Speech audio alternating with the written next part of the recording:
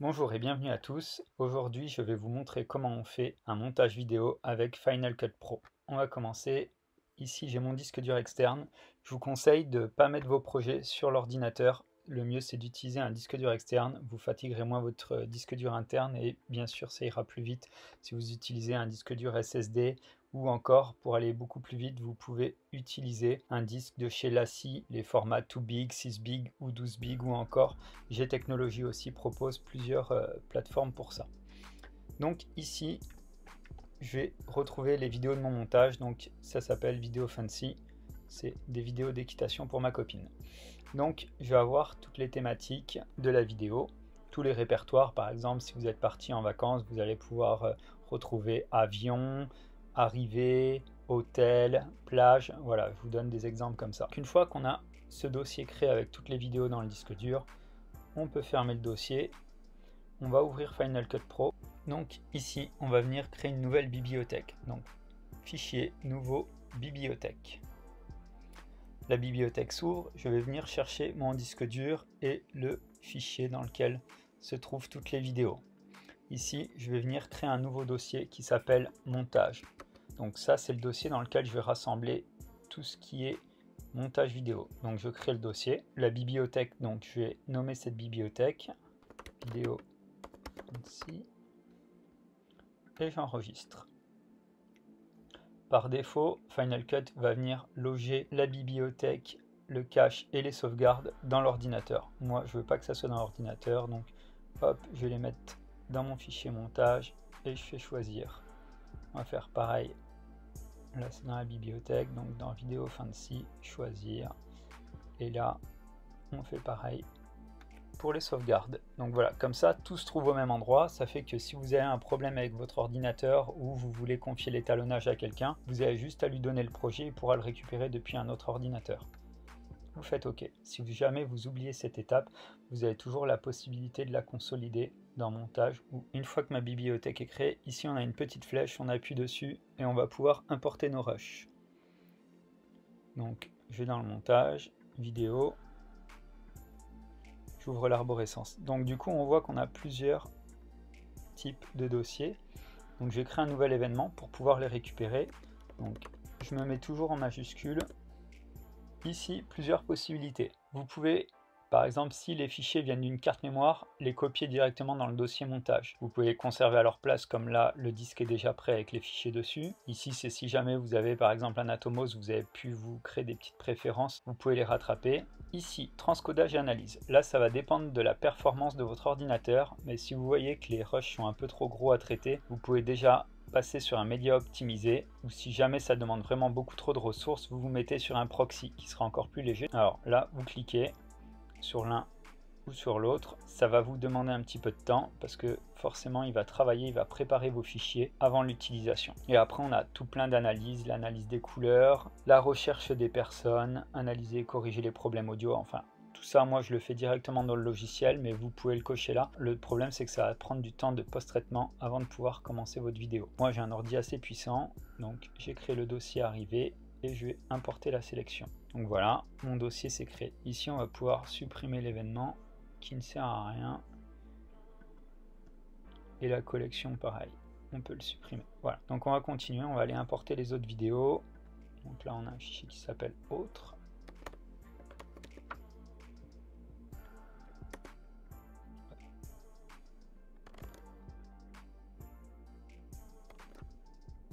Voilà, maintenant que j'ai importé tous mes fichiers, donc ici on voit dans l'analyseur qu'aucune tâche est en arrière-plan. Si vous aviez créé un média de proxy ou un média optimisé, vous auriez un transcodage et analyse qui se serait mis en route. Donc ici je vais pouvoir créer un nouveau projet. Ma vidéo elle va s'appeler présentation fancy.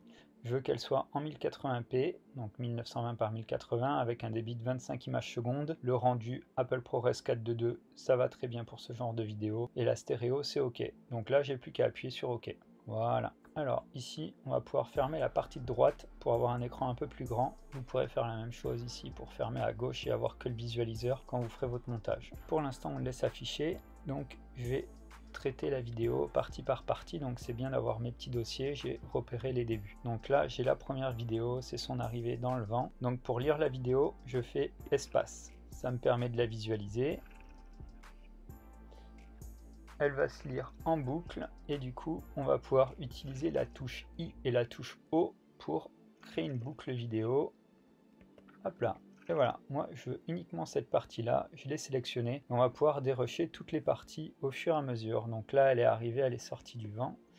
Hop là, je veux commencer l'image là, jusque là, voilà. Donc ça c'est mis en surbrillance en jaune et après on n'a plus qu'à le glisser dans la timeline. On va procéder ainsi pour toutes les étapes de dérochage.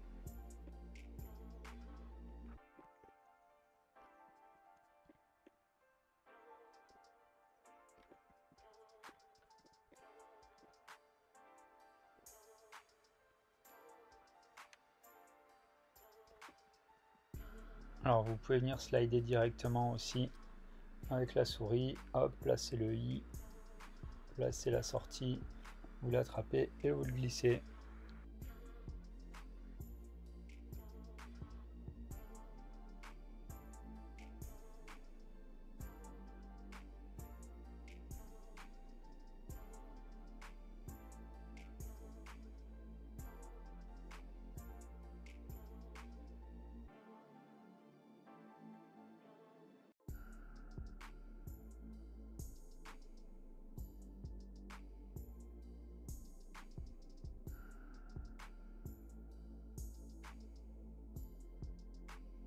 Voilà, mes découpes sont à présent finies. Je vais rajouter une musique, hop, que je récupère ici. Je l'importe comme j'ai fait pour mes images. Elle va arriver directement là. J'aurais pu la créer aussi dans un dossier, mais là j'ai une seule bande audio. C'est tout simple.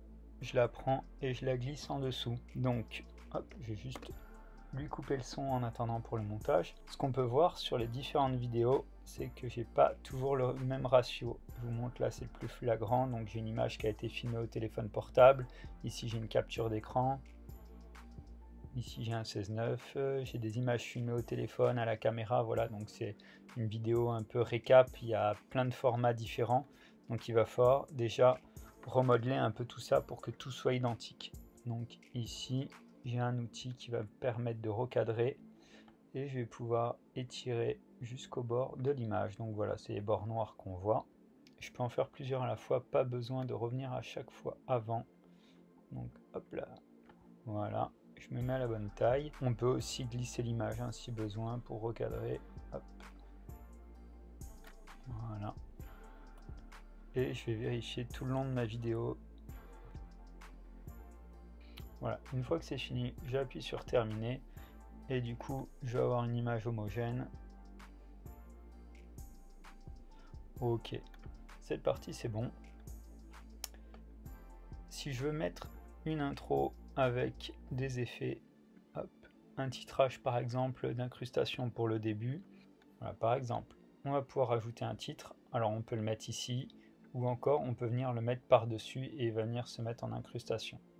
Et j'appuie sur CTRL Z quand je veux enlever ma dernière action. Ici, je vais pouvoir modifier mon texte, donc je vais donner directement le nom du cheval, voilà. Et quand on fait lecture, le nom va apparaître et redisparaître. On va pouvoir passer à l'image. Donc ça, c'est pour le texte. Ici, vous allez avoir deux petites cases en bas. Une va vous servir au fondu et l'autre plus à des effets vidéo. En fondu, admettons, vous voulez créer un fondu pour démarrer votre image. Hop, on va pouvoir venir zoomer. Et on va pouvoir venir ajuster la longueur du fondu. Hop, ça fait que vous faites lecture. On voit la barre qui scrolle et voilà, le texte disparaît progressivement et vous pouvez choisir la longueur de votre fondu. Par rapport à la mise en musique, vous apercevez que c'est pas dans le rythme et que vous voulez venir dans le rythme, vous allez pouvoir utiliser la touche B, c'est la lame de rasoir, et couper directement au-dessus de la bande audio. Ça fait que vous avez une transition qui se fera sur le rythme de l'audio. Voilà, là aussi on peut faire un petit ajustement. Je reprends la touche B, je me mets au-dessus de la piste.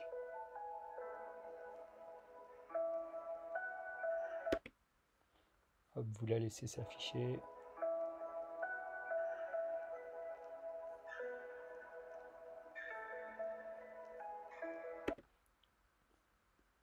Hop, ici pareil. Voilà, donc on peut mettre toutes les pistes comme ça en mesure pour avoir quelque chose de plus harmonieux avec l'audio si vous faites un montage où l'audio a une importance. Alors ici par exemple on a un plan qui a été filmé à la main, donc la stabilisation elle n'est pas terrible. On va pouvoir cliquer sur l'outil stabilisation, on va le laisser agir. Donc voilà, là on a notre rendu qui est en train de se faire par rapport à la stabilisation. Je le laisse travailler. Voilà, c'est un petit outil de base. Vous pouvez ici l'améliorer sur la position, la rotation et l'échelle, mais on reste sur quelque chose d'assez automatique. Donc voilà, dans stabilisation, j'ai choisi Smooth Cam, ce qui permet d'avoir une image assez stable qui rattrape quelques plans. Donc ça reste un petit accessoire, bien sûr. Un logiciel plus expérimenté sera beaucoup mieux pour rattraper des plans avec beaucoup de mouvements, mais là, il n'y avait pas beaucoup et ça fait le job. Donc là, admettons, vous sélectionnez un plan et vous voulez faire un ralenti. Si vous savez que vous avez filmé par exemple en 50 images secondes avant, vous avez la possibilité de le ralentir ou de le mettre en vitesse automatique. Donc là, sa vitesse c'était déjà 25, mais je peux quand même le ralentir. Je choisis 50%, donc c'est divisé par 2. Et on va venir ici dans qualité vidéo, on va choisir un flux d'optique pour donner un peu plus de fluidité. Vu qu'on va diviser 25 images par 2, forcément il va manquer des images pour que ça soit fluide. Bon, un cheval ça va toujours assez vite, c'est assez compliqué d'avoir quelque chose de nickel. Même des logiciels pro et payants, on n'arrivera pas à obtenir quelque chose de non plus magique. Alors on va aussi pouvoir rajouter des letterbox. Ici vous avez un outil qui s'appelle letterbox. C'est les bandes comme au cinéma, ça vous donne un petit aspect cinématique.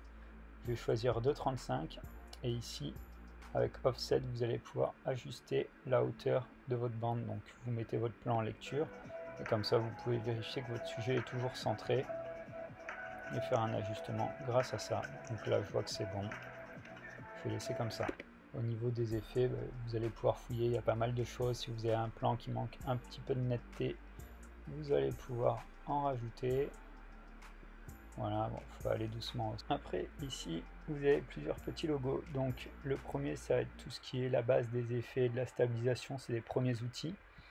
Le deuxième, ça va être tout ce qui est par rapport à l'étalonnage et la colorimétrie. Le troisième, c'est l'audio. On va pouvoir améliorer l'audio. Par exemple, vous avez une voix, vous pouvez accentuer la voix. Voilà, c'est plein de petits raccourcis que vous allez pouvoir utiliser. Encore une fois, c'est direct dans le logiciel. C'est assez simple et ça marche plutôt pas mal. Alors ici dans le petit i, vous allez afficher général et on va pouvoir contrôler les luttes de caméra. Donc ici, il n'y a aucune lutte qui est appliquée. Je vais venir chercher une lutte de caméra.